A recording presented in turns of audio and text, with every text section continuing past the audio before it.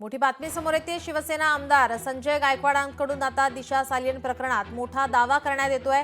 SIT तपासात काहीही सापडणार नाही असा दावा त्यांनी केलाय।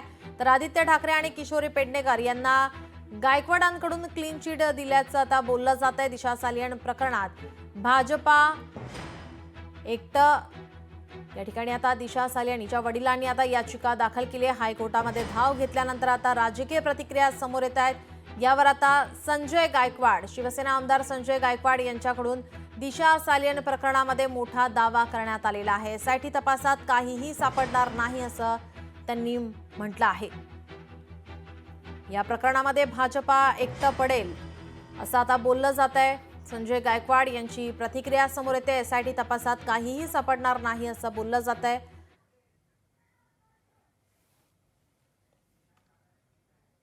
ओके, आपल्या सोबत शिवसेनेचे आमदार संजय गायकवाड आहेत। सर, दिशा सालियन मृत्यू प्रकरणामध्ये जो धक्कादायक दावा तर तिच्या वडिलांनी केलेला आहे आणि उच्च न्यायालयात धाव घेतलेली आहे। सर्वात महत्त्वाची बाब, किशोरी पेडणेकरांनी मला दबाव टाकलेला होता माझ्यावरती असं त्यांच्या वडिलांचं म्हणणं आहे। इतकंच नाही तर नजर कैदेतही ठेवल्याचा आरोप केलेला आहे।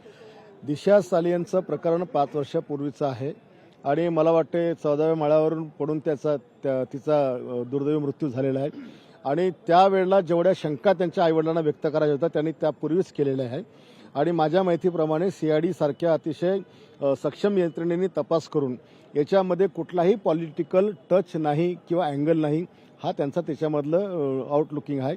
म्हणून पेडणेकर असू देत का आणखी कोणाचं नाव असू देत, त्यांचं नाव घेऊन या प्रकरणाशी जोडणं हे तपासामध्ये तरी काय तसं आढळून आलेलं नाही आहे। नितेश राणे एकंदरीत जे आरोप करत आहेत किंवा आता दिशा सालियनच्या वडिलांनी ज्या प्रकारे हायकोर्टमध्ये याचिका केली आहे, मग याला काय म्हणता येईल? आता सीआयडी असू दे की एसआयटी असू दे किंवा शासनाच्या कुठल्याही यंत्रणा असू दे, एखाद्या वेळेला त्यांना कुठल्या घटनेमध्ये अपयश येत असेल, यश आलं नसेल, तर त्या ठिकाणी जे कोणी त्याच्यापासून बाधित होतात त्यांचा त्याच्यावर विश्वास राहत नाही।